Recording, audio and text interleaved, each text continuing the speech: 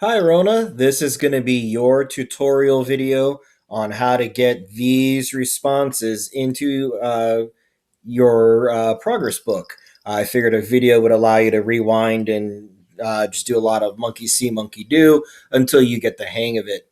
So here you go. Um, you are going to be on the responses tab, and what you want is this green button right here, view responses in sheets. When you click that, it's going to may ask you a couple of questions, but basically it's going to bring up all of your detailed responses right here. It puts this in the same folder as your original um, document. So here we have, so come on, there we go. All right, so this kit was in my week 3 folder. This was called Distance Learning Week 3 Part 1.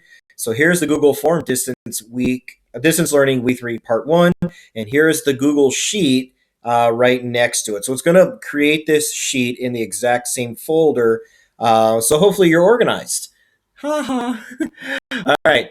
So taking a look at this sheet, it's got the timestamp, it's got who they from, what email address. If you turned on click email addresses, it's got the score. Here's why I ask for their student ID and, of course, their last name. So this student ID column is going to be key. We're going to go off of this question in a little bit. What is your student ID? For now, we need you to do a couple of things to prepare this for entering. It doesn't like this 4/5, 5/5 format. So click the top of the column, which selects all of them.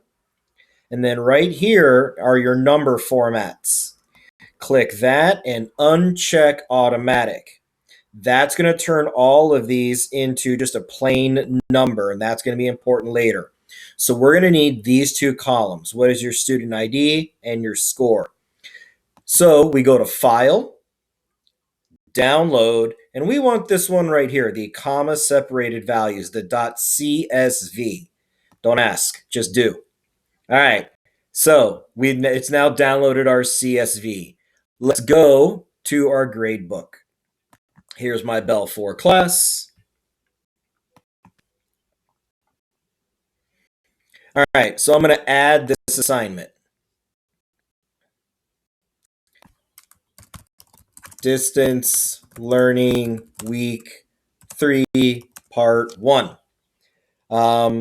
If it wasn't this nonsense that we have to do, I would call this a project. You can call it a quiz, whatever category you want to enter it into. This was out of 5 points. I want to post this to the web. I need to select that it's going to go to all of my bells.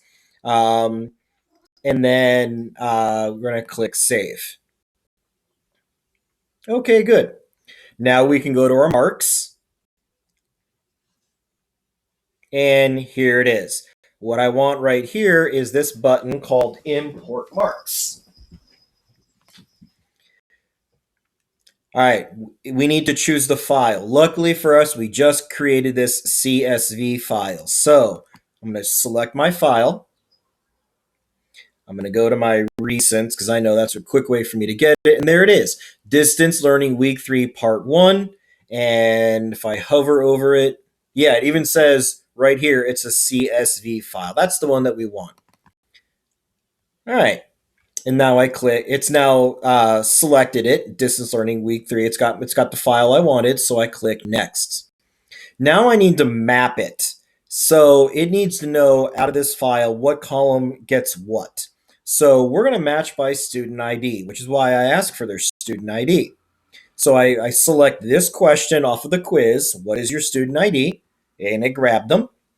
And then for the mark, it already has grabbed score. Awesome. So it's going to tell me that Elaine got a 4, Dominic got a 5, okay, and so on and so forth. Anybody that it can't find, it's just going to leave blank. All right.